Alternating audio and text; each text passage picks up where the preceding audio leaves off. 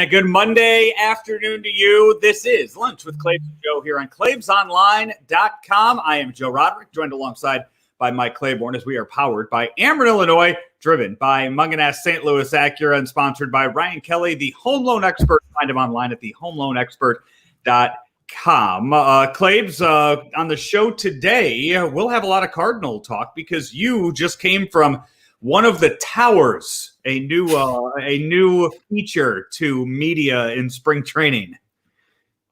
Yeah, it's different. There's no doubt about it. And we'll get into it in just a bit, but we have a special guest that we want to bring on board.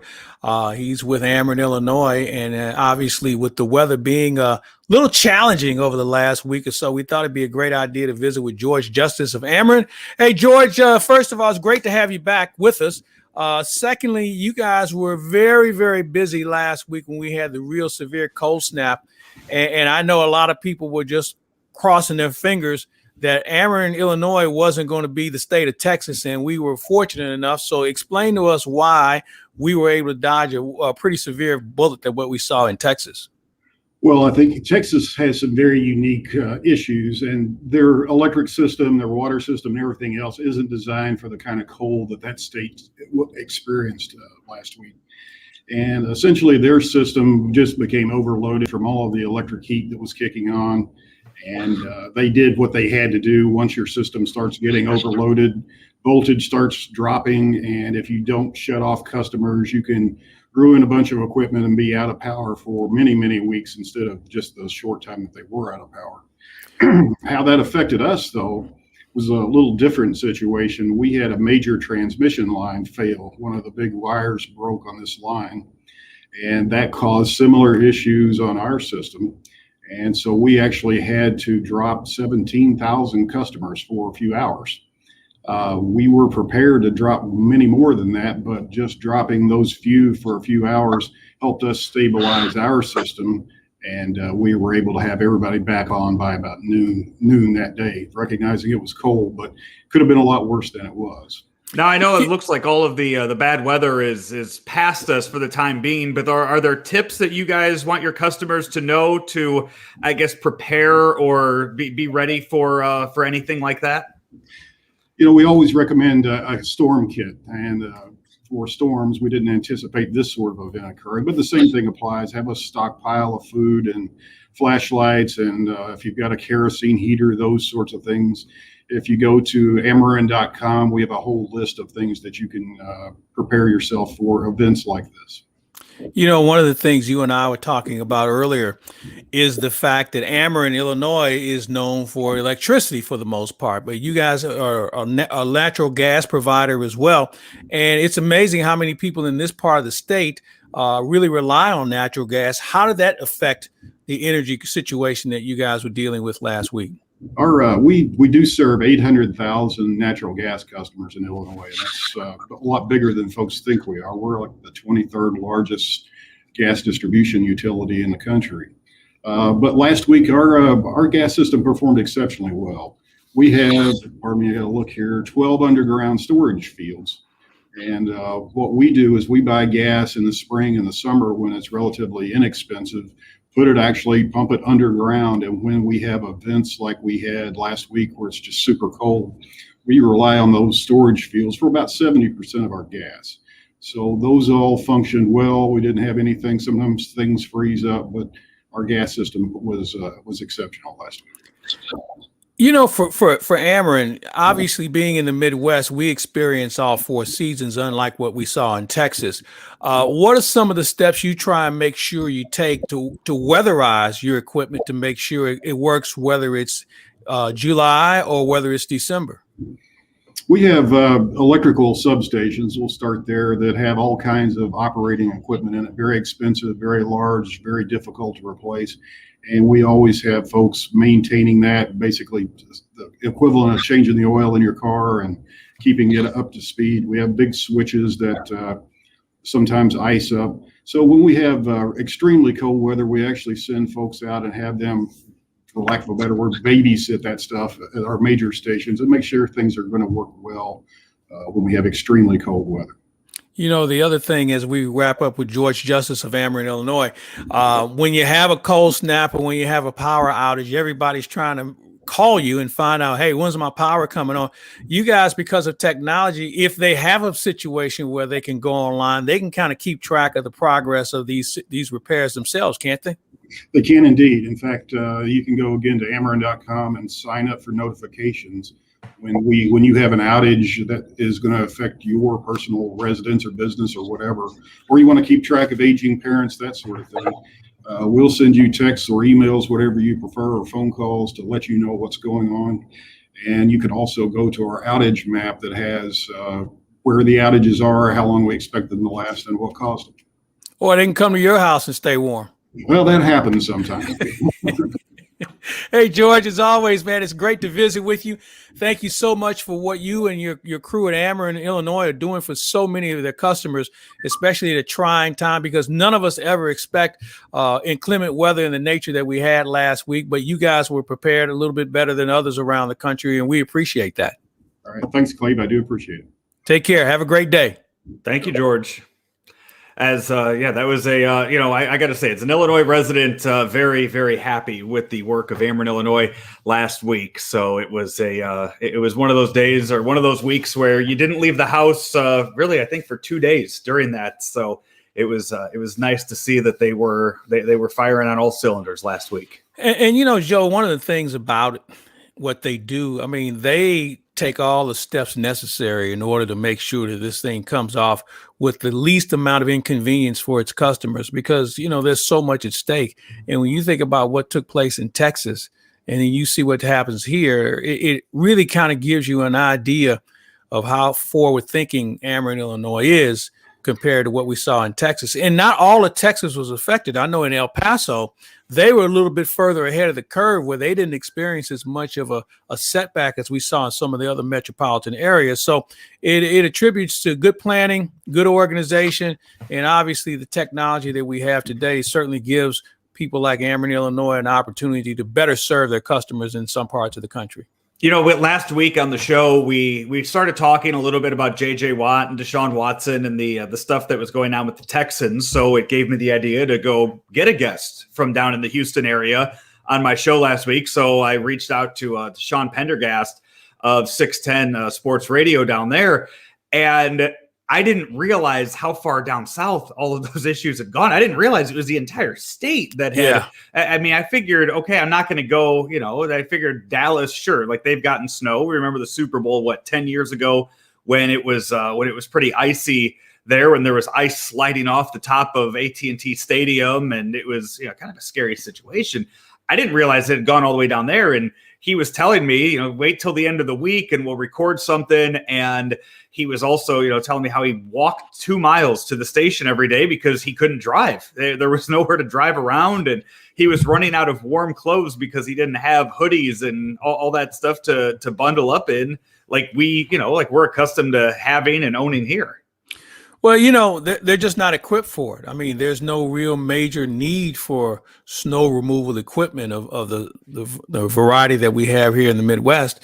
And whether it's snow removal or just, as he mentioned, more warm clothes. And, you know, I always find that when you go to certain airports in the country and they're not prepared, like I remember a few years ago, Atlanta was not prepared for a snowstorm. And I'm sure Houston and Dallas probably would think twice now as far as how they would prepare a runway. But, you know, it's one of those things. It's a phenomenon. It doesn't happen very often. And let's hope it doesn't happen again for the next 100 or 200 years. It's going to be about 58 here tomorrow, Claibs. It's going to be real nice. It's going to be a heat wave here in St. Louis. Well, you might break out your short pants again. Well, I mean, I'm wearing them right now, but yeah, I might go tank top and go out for a run outdoors. Go for a run, cut the grass, do something fun outdoors. Once I can see the grass, then yeah, I'll look at possibly cutting it. So you're down there in the warm weather. You're down there in Jupiter, Florida. It is the first full day of Cardinals training camp. We've been seeing the videos, the pictures that that if people haven't yet, if you're watching this on YouTube or on Twitter and you're not familiar with our Facebook page, a lot of pictures are being posted over there. Claibs, I know you're keeping up, tweeting out some stuff as well. but we're trying to bring you a little piece of Cardinal training camp with Claibs Online, and I think we're going to put a photo gallery up of everything on claibsonline.com. But you saw today. So first of all, before we get into who you saw hit and throw and all that, your first week down there in a COVID spring training, explain to the people how different and how difficult things have been for you so far as access and covering the Cardinals, and what kind of steps that the Cardinals are taking this year. Well, the access has been challenging. There's no question about it. We get the Zoom calls on a daily basis, whether it's Mike Schilt and John Mozeliak. They normally do it every day, and I appreciate what they have to do. And the PR staff has been able to get players to come on and visit with us, and we're learning about some of the younger players in the organization. But other than that, we don't have the touchy-feely access that we're accustomed to. Today, I was up, and so to give you an idea, the Cardinals have Roger Dean Stadium where they play the games, and then they have what they call the backfields, and they have 6 fields in the back. 4 of them surround a tower, so they call it the quad. It's like a 2-story tower where you can overlook all the fields, and that's where we're positioned. I mean, we can't venture from it. We can't walk the fields. We can't walk up to the screens. We can't do a lot of things that we've been accustomed to. And from a photo standpoint, it's a little bit of a challenge because even the best photographers might want to bring an extra big lens. So it's been challenging in that regard. But what was fun was to see people that I haven't seen since last year in person, be it the trainers and some players. And I'm standing at the top and they're looking up and we're, conversing. So it's been different. It's my hope this is the last time we ever have to do this. It's also my hope that Major League Baseball doesn't take away some of the things it's made its sport so accessible, and I think really has helped them over the course of its time in existence. So I'm sure somebody will try and scale it back somewhere along the way. The Cardinals are trying to do the best they can with what they have to work with, but it's a little bit of a challenge for sure. Yeah, just to give people an example of the Zooms that you're talking about, as we were sitting there talking with George Justice, they sent out a message that Tyler O'Neill was about to jump on a Zoom. So this isn't like in previous years. I know people watching, listening might be familiar with the picnic table. If you mention that, where the radio shows will just sit there and they'll grab players, or they'll go into the clubhouse and grab players. This is the team. This is the PR for the team going into that and saying, hey, can you give the media 5 minutes? And they're taking them into a separate room. The team sends out whatever the link, the password, whatever it is we need. And then we're just sitting around doing whatever. And we have to get on our computers and do what we can to cover it the best we can. So yeah, it's different. And just to kind of give you an idea, you mentioned the picnic area. That entire area is now covered by tents. There are 6 large tents out there where the players are only allowed in the building to change clothes. They don't eat in there. They don't drink in there. They don't do anything inside. Everything they do is outside, whether it's eating, whether they have team meetings, you name it, they do it. And everybody kind of comes in shifts where everybody's not there at the same time. And they'll be finished today, about 1:30, maybe 2 Eastern time. But other than that, everybody comes in, and Mike Schilt has, other than Zoom, has yet to speak to the team in person as a full squad. I mean, They're doing everything in smaller groups. They feel less is better. There's been no indication on vaccines being administered here to any of the players. So this is how they're going to probably have to run it for a while. There are also tenants of Roger Dean Stadium. So there's been a little bit of a discussion on what they're responsible for with regard to the visiting team and its umpires and things of that nature. So things still having to be worked out, because it's apparent from what I've heard and from what other people have told me who work in other organizations, teams are doing a lot of things differently. And while there are some set parameters, there are a lot of things that are not being done. For instance, Cincinnati and Cleveland aren't allowing media in the facility or on the property until there's a game. Some other people out in Arizona are doing things a little bit easier, but I'm not sure if there's a right way. I'm not sure if there's a perfect way without, jeopardizing the safety issue that the Cardinals went through last year. And I really think, Joe, had the Cardinals and the Marlins not been devastated by COVID last year, maybe things might be different. But I don't think they're going to allow COVID to get a second crack at them without some legitimate effort to prevent it. Yeah, John Mozeliak was even talking last week during one of his Zooms about they've at least tested the antibodies of some of the players, and they've gone through that. And there's a handful of players that they know have the antibodies for that, which I guess would have happened with them having the disease last year. Yeah, they have gone one step and beyond to monitor things, and as hard as they're working at it, they still may miss. I mean, this is truly a hit and miss situation, but the players and the coaches are much more cognizant of what took place. So they're being very limited on their outside activities away from the ballpark and away from home.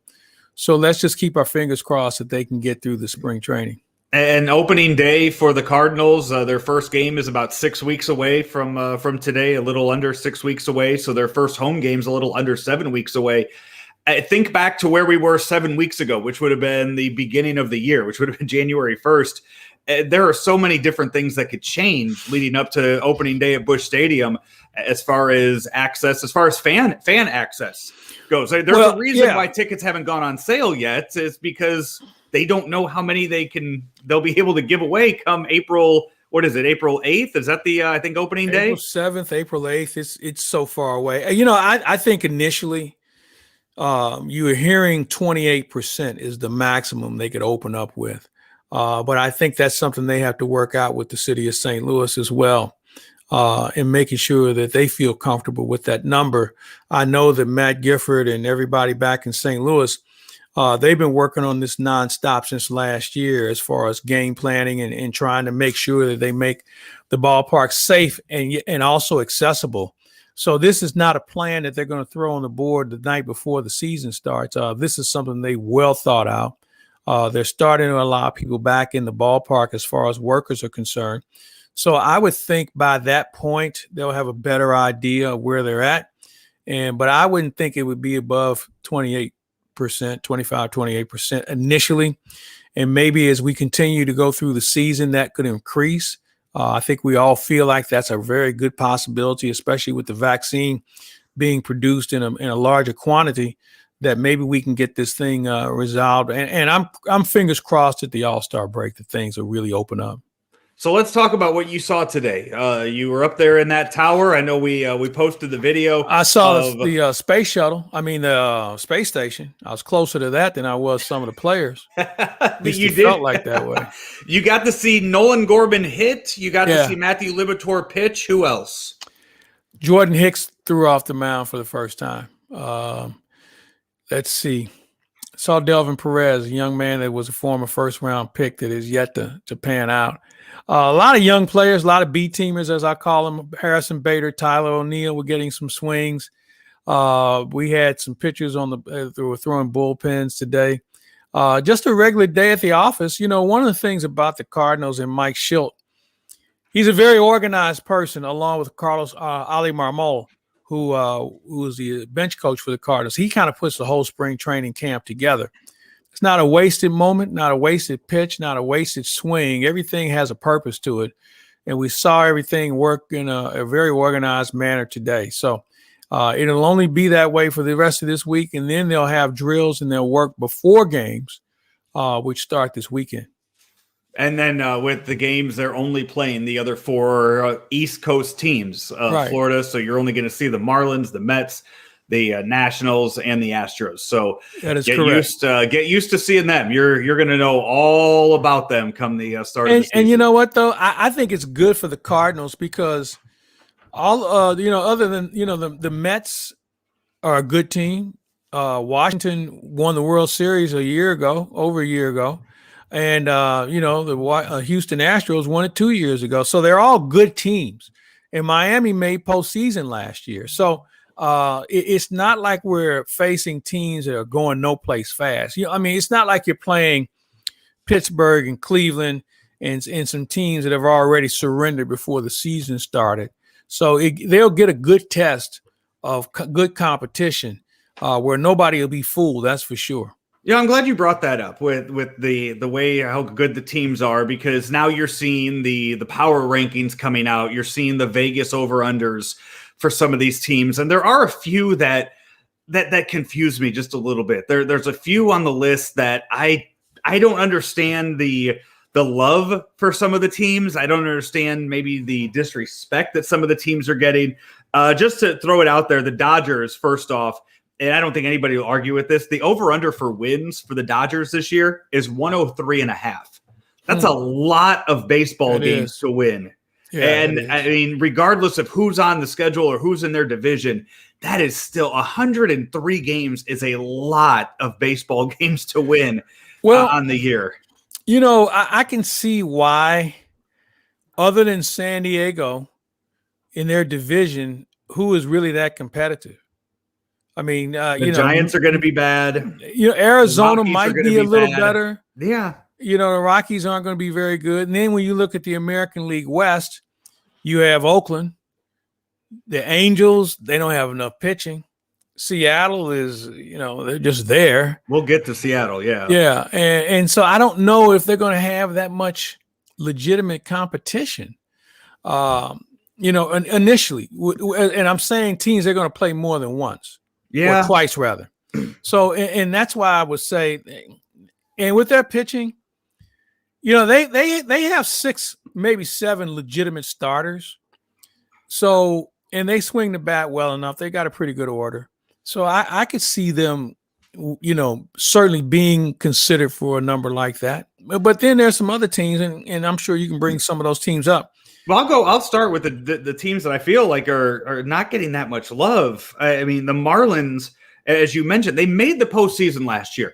Yes, it was a larger postseason. I think they were the 7 or 6 seed out of the 8 in the National League. Regardless of that, they're over under. I don't feel like they haven't lost anybody, right? I don't think they lost anybody. I know they didn't gain anybody.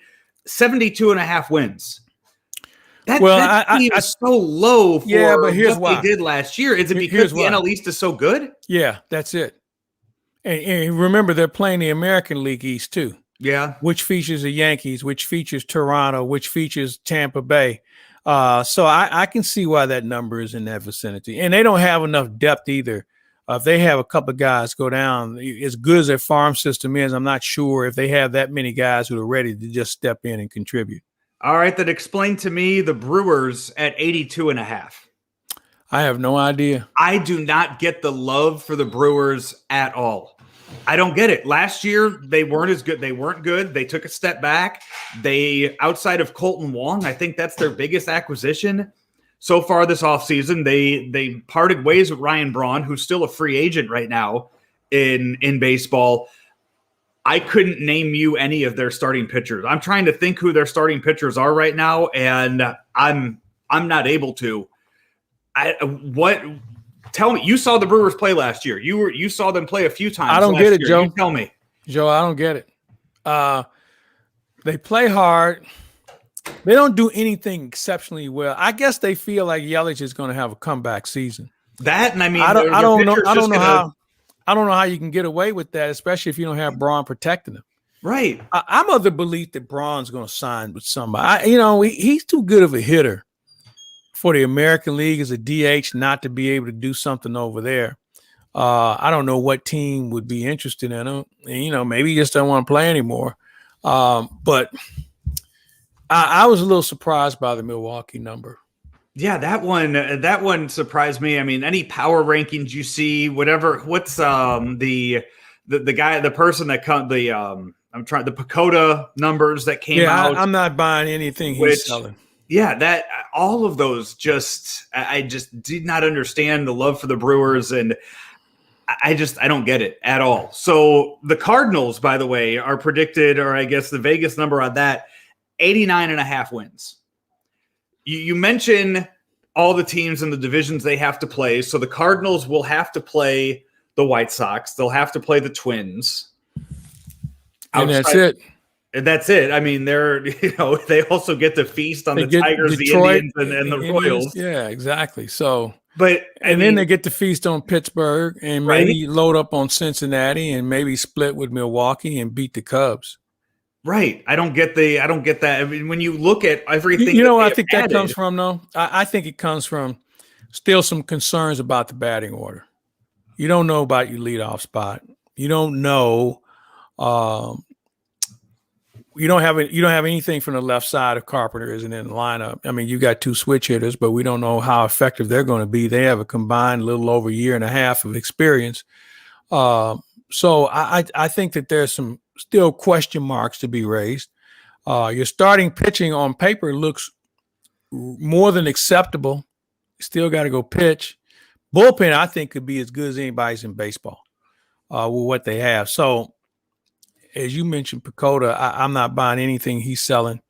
The over and under 89, yeah, I could see that.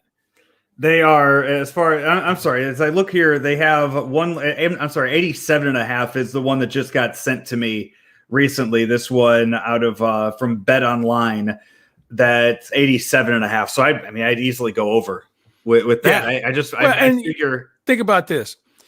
You're talking about gambling sites, and they're enticing you to take that.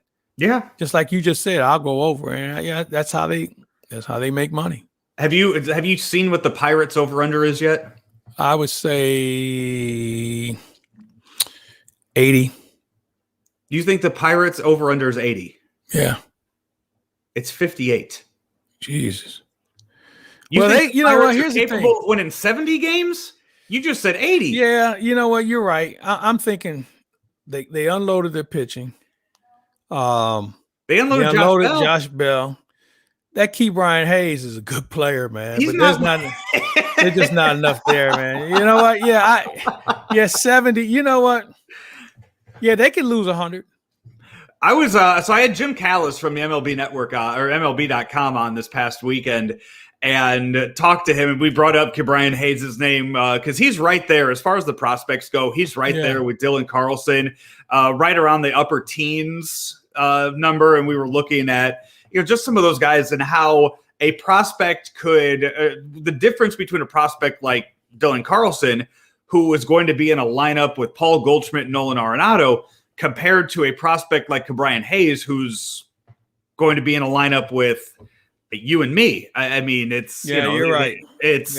And what that does to a player's development, what it does to their confidence, and they're giving him a shot. They're going to make him the feature of that team in Pittsburgh for the next few years until his arbitration's up and they trade him the same way they did Josh Bell. But at least they're giving him a shot, which brings us to the Seattle Mariners. And if you didn't see this, it came out yesterday, came out Sunday, came out overnight. Their CEO, Kevin Mather, the CEO and team president. So basically think of him as the John Mozeliak of the Seattle Mariners, was speaking to a Rotary group over Zoom on February 7th. It was in the Bellevue, Washington Breakfast Rotary Club, and the video was posted online. So almost 2 weeks later, some of these comments came to light. Speaking of one of their top prospects, Julio Rodriguez, he had this to say: Julio Rodriguez has got a personality bigger than all of you combined. He's loud. His English is not tremendous. Everybody says he'll be here in 2021. He won't be here till 22 or 23. He then went on to talk about one of their former pitchers, Hisashi Iwakama, who joined the team as a special assignment coach, and went on to say this about him: he's a wonderful human being. His English was terrible. He wanted to get back into the game. He came to us. We quite frankly want him as our Asian scout and interpreter. What's going on with the Japanese league? He's coming to spring training. I'm tired of paying his interpreter. When he was a player, we'd pay his interpreter $75,000 a year. When we told him that they would have to do that again this year, his English suddenly got better. His English got better when we told him that. He then was talking about players and their clocks and saying that he wasn't going to start any of their clocks last year, even going as far as to say that he would have played left field before bringing up one of those rookies that hadn't made their major league debut yet. The video's been taken off the website that it was posted on, and he has gone around and made his apology tour for that. Just some of the comments made in there, the Mariners have got to part ways with this guy. I would think, you mentioned comparison to John Mozeliak. Can you imagine if Mo were to say that in a private environment like that, and it got out? He'd be done. Most people would be done. Well, it's not private. If it's recorded and posted on a website. But my point being, this isn't like a big public gathering. This isn't like he's on KMOX on Sunday morning or anything like that. He's not talking to the season ticket holders in the middle of the year. Yeah. So, but from what I've been told, and I don't know this gentleman, not a good person, period. And some people wonder why it took until now for this to come out, considering he'd been rather caustic and very unprofessional well before now. He's had other settlements in the past. Yeah. Yeah. So I'm wondering, do we not hear something different by the end of the week, if not sooner? And I'm sure that they're probably hearing from Major League Baseball with regard to this person and some of his comments. So, you got to think before you talk. I mean, even if you felt that way, it's not something you share with the public. Maybe you have people internally to say, hey, how can we help this guy be better? His English isn't what we need it to be, or something along that line. Maybe you say, all right, well, I see where you're going. Okay, he can be better, and we can be better at helping him. You do that, okay. But just to roll it out there just to get a laugh or an eye roll or whatever, that's just not the way to do it. And I would hope there's a price to be paid for it, other than just making apologies, because he would never have made them had it not come out. The immediate comparisons that I thought about. Do you remember when the Rams left? So this was 2016. The Kevin Demoff, the fortunately or unfortunately, we went on a 4-game losing streak video that came out. So he was speaking to a group in California and mentioned that. And then once word got out in St. Louis that the video was online, I think it was a high school took down the video. And when I called and asked the high school why they did that, they said, oh, it's, we put our videos up for 2 weeks and then we take them down while they're sitting there with a website with videos from the past 6 months all up there. And that was the only one that they had managed to take down. So, well, it just, once it's out there, it's out there. You're not taking it back. No, it'll find you. It always finds you. So, yeah. It's screenshots and videos. I mean, it's going to come back and it's going to get you. It is. Yep. All right, moving on from baseball. By the way, hey, Munganast St. Louis Acura, one of our sponsors here on claibsonline.com. They're the reason I'm here.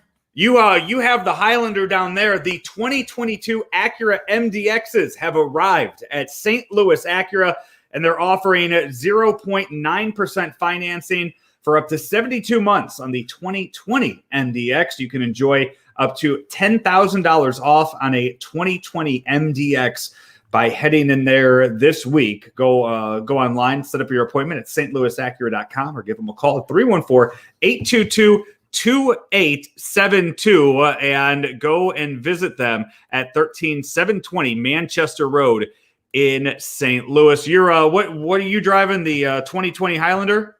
Yes, my daughter has that brand new Acura, that MDX. Mm-hmm. And that thing is, I rode in it, and she only let me ride in it once. And I was highly impressed with it. And I used to own it in Acura. As a matter of fact, Jamie Burkhart, I think my first of a couple of vehicles was an MDX from him. And that vehicle just continues to improve. It always has good ratings. And when it comes to good, you're not going to get a better price from Munganast, whether you're on Manchester or whether you're in Alton, because they have the ability to work with you. They rent cars, which I think is terrific.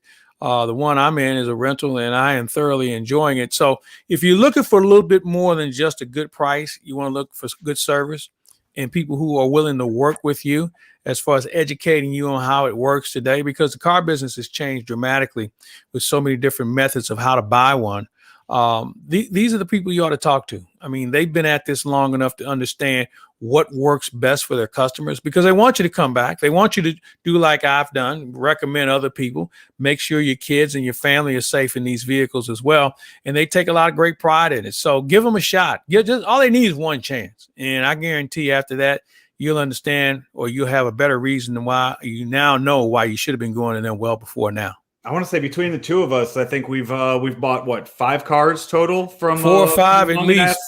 Family, and I don't plan on changing that anytime soon. Hey, something I caught over the weekend, and I was texting you about so it's February, it's Black History Month, and the NFL Network right now is running a lot of different pieces with their NFL 360 series on Black quarterbacks in the NFL.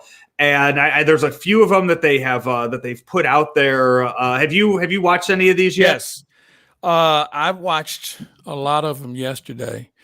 Some of them I've seen before, but the one with Shaq Harris and Doug Williams and Warren Moon and Michael Vick is one I hadn't seen. Now I heard the story, the Doug Williams story. I knew backwards and forward. I knew Doug when I was in college.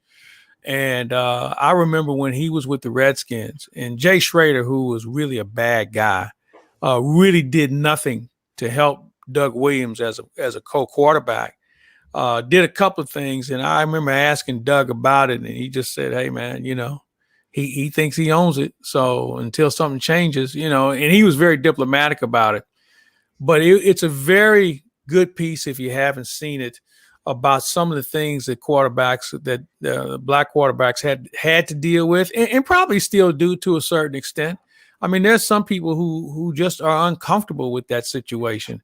But it's one of those items that when you look at it and you say, wow, I mean, these guys are pretty good, but they never got the shot. I remember when Shaq Harris was coaching playing for the Rams, and they lost to the Vikings. And everybody wanted to blame Shaq. Nobody talked about how good that defense was, and the Minnesota Vikings had a pretty good offense to go with it. But and they blamed him, and really his career didn't go much further. He ended up being a good front office personnel guy. And, what can you say about Warren Moon? He was everything in the Canadian League, came to the NFL and did everything he needed to do here.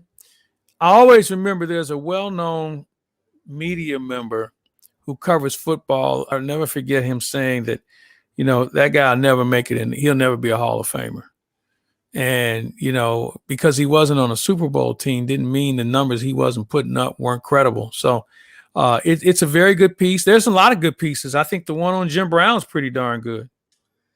Yeah, I saw the one you were talking about, Doug Williams, and just I knew he was one of the first Black quarterbacks, especially the first Black quarterback to play in the Super Bowl, and everything that I didn't realize everything that he had to deal with. Man, he got a whole lot of shit. I mean, and I was talking to Frank Cusimano this morning. Man, he had as big of an arm as this league has ever seen. He could throw goal line to goal line. I mean, he had an incredible arm. And he was a pretty good passer. I mean, he's a big, strong guy. Was in the Heisman Trophy candidate. He was on the Heisman Trophy ballot.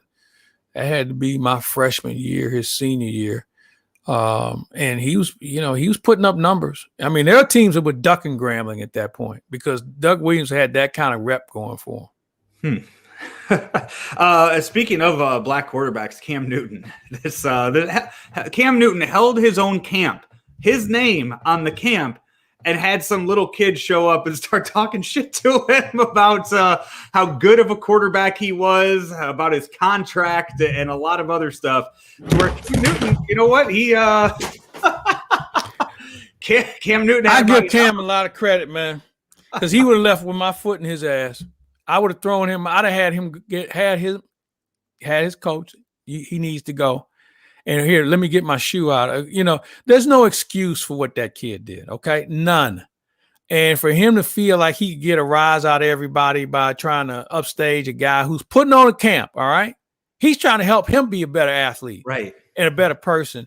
And the disrespect he showed was unacceptable. I know he's since had somebody write an apology to him because nobody that stupid could write that well. It just really, really pissed me off that this is what we have today in society, where kids think they can say and do anything and they can't. I'm sorry, it doesn't work. And he was disrespectful. I hope he learned from it. But normally they just keep it moving. He thought it was fun, and he thought it was something to do, and it just made him look like the biggest idiot on a Sunday, as far as I was concerned. Your buddy Deion Sanders also had his college coaching debut this weekend. Did you have a chance to see Prime on the sidelines? I saw it. I assumed that there wasn't a high school team available to play. I never heard of the school. Now, and I say that only to say there weren't many candidates that maybe they could find, because there aren't a lot of teams that are playing spring ball. Yeah, it's 1AA right there. Yeah. The Jackson State's a 1AA team, or I guess what is it now? FCS team is what they're called. So they probably didn't have a lot. They don't have a lot to choose from. With that said, they did what they were supposed to do: go out and beat the tar out of them. They did that. Congratulations to him. I know there was an issue after the game where he felt like he'd been robbed, and he had talked about it in his press conference. Like physically robbed. Like he said that his cell phone, his watches, and his credit card were stolen out of his office during the game. But they then tweeted out that it was a misunderstanding, and that all of the items were just misplaced and not stolen, and they've all been given back to him. Yeah, that seemed to get more legs than the win itself. Deion's a passionate guy, and I know Deion well enough to say I know him. Doesn't curse, doesn't drink, doesn't smoke. And I know people who played with him and against him who think playing with him, he's one of the best teammates you'll ever have. He's a very sincere person. The whole Prime thing, that's kind of like his deal. But when the light is off, I'm telling you, Joe, he's the most passive, accommodating person you'll ever want to talk to. So he was a little upset, and rightfully, man, nobody likes having anything taken from you. But he was a little salty about it, but fortunately he got it back, and maybe we'll move on. Hey, Ryan Kelly, the home loan expert online at thehomeloanexpert.com wants to remind you to keep eating local, and you can nominate your favorite local spot at eatlocalmeals.com. They will, in turn, potentially pick one of those restaurants from the list and buy meals for essential workers in your area. But the only way you can make sure that happens is by going to eatlocalmeals.com to nominate your favorite local spot today. As we start to wind things down, wrap things up here on today's lunch show, Claibs, Bradley Beal, St. Louis's own, was nominated, or it was voted, I should say, into his first All-Star game. He's going to be a starter for the All-Star game. First of all, I am very surprised that the NBA is even having an All-Star game. I know that it's probably a Turner deal with TNT and making sure that it's on TV and giving them the ratings that they've probably missed out on over the past year. I'm very surprised that they are bringing all these people in from all over. It's going to be in Atlanta, which is also the home of Turner Sports. And was it the governor of Georgia or the mayor of Atlanta? The mayor was not happy about it. She told everybody to stay home. Yeah, nobody's coming in from out of state to go there. Well, to me, the NBA All-Star game is the best All-Star event in sports, in the team sports, because they have they were the first ones to have legitimate skill competition. And there's a party after party after party after party. I mean, they do it right. Many players come back to be part of it. It's not like the other sports where, Major League Baseball, you can barely get the players who are in it to come play in it. The NBA All-Star situation is something that people really look forward to. The Pro Bowl it's insignificant. The NHL changes up the format every other year, so you just don't know what to expect.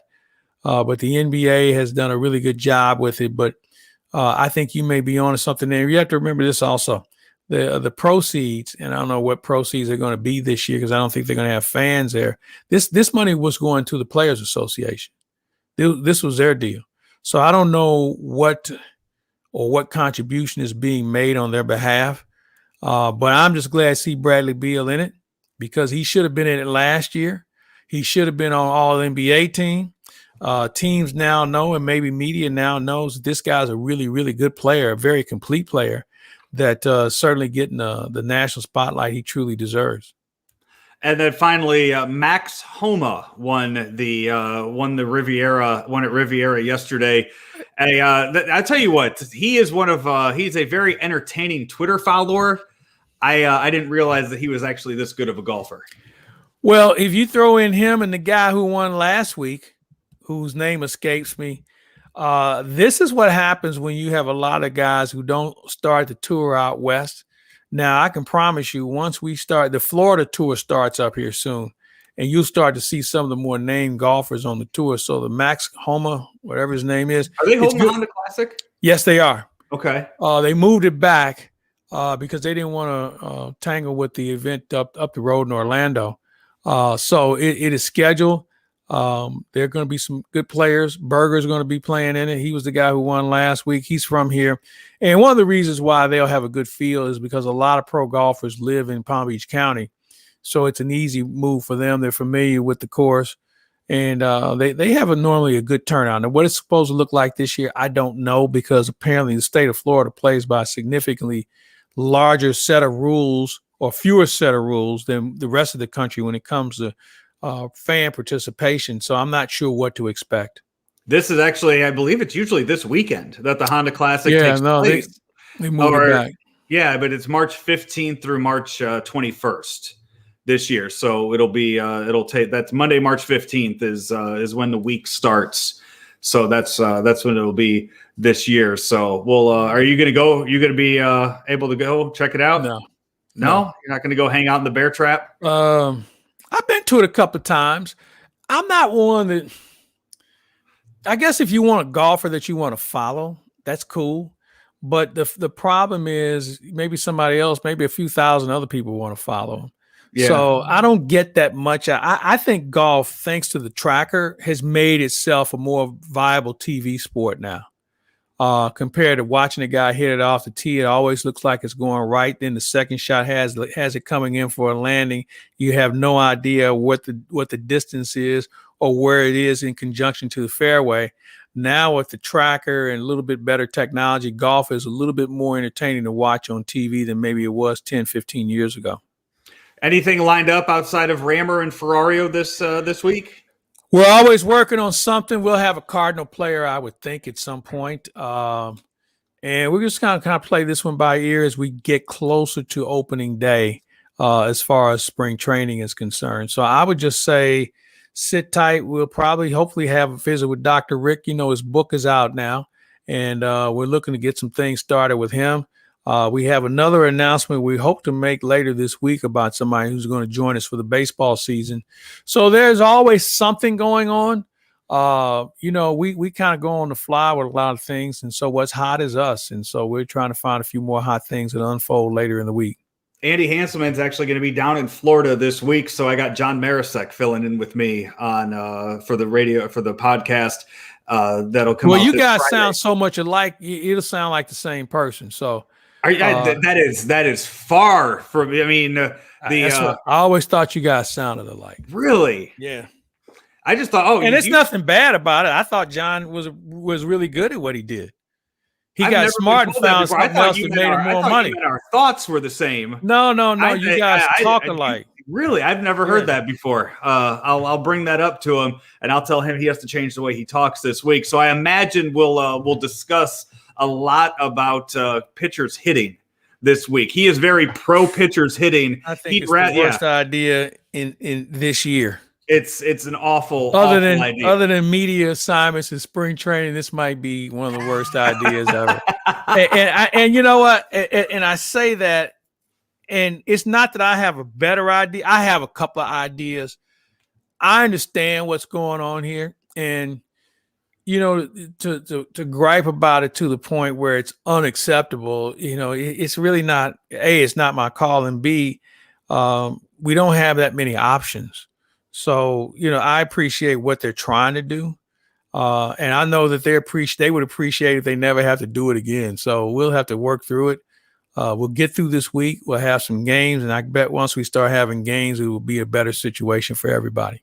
If you missed any of the past 50 minutes of Lunch with Claibs and Joe, you can find it later today up on the website on claibsonline.com, or go to our YouTube page. Just go to YouTube and search Claibs Online, subscribe to the page, and see all of the videos that we post almost each and every day, whether it's the Ferrario face-off, whether it's a Zoom from the Cardinals that you can go on Claibs Online and see, or any of the interviews that we do on the video side of things. All of that's up on the Claibs Online YouTube page, and the audio also available by just going into wherever it is you listen to podcasts, search for Claibs Online and hit that subscribe button, and everything will be delivered right to your phone each and every day. That'll do it for us today here on the show. For Mike Claiborne, I'm Joe Roderick. This has been Lunch with Claibs and Joe, powered by our friends at Ameren, Illinois, driven by Munganast St. Louis Acura, and sponsored by Ryan Kelly, the home loan expert. Find him online at thehomeloanexpert.com. Have a great rest of your Monday, everybody.